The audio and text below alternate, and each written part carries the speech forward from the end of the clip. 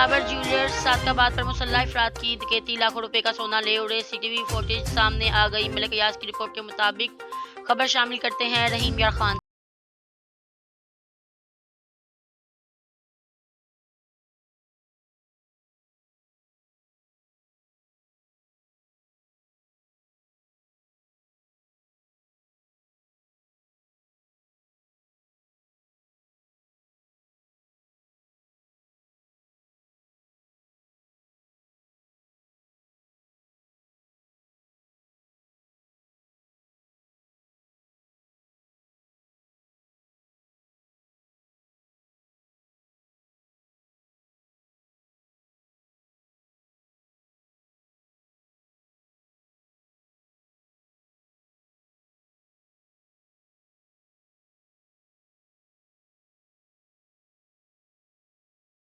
Disposal unit report के मुताबिक धमाका खुदकुश नहीं था, बारूदी मवाद की मुंतकली के दौरान धमाका हुआ। SSP operation Kashif Aftab report Obaidullah.